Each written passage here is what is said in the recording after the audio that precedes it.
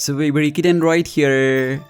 So, if you remember, back in September at Huawei Developer Conference 2020, Huawei confirmed that it would bring the Harmony operating system to its smartphones.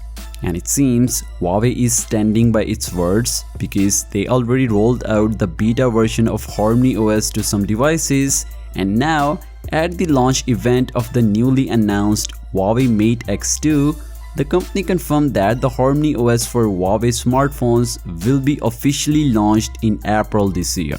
Yes, be ready because the alternative to Android is finally coming to Huawei phones.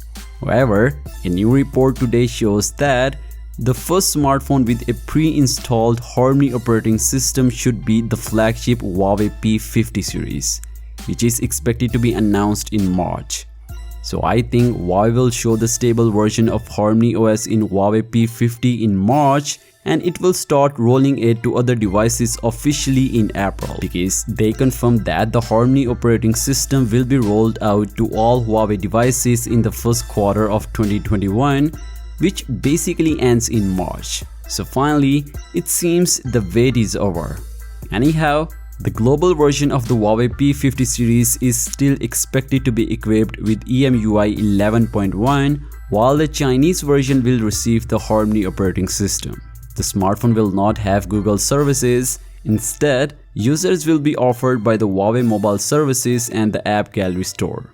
And right now I don't have an exact list of smartphones that will get the HarmonyOs, but every single Huawei phone out there will get it for sure.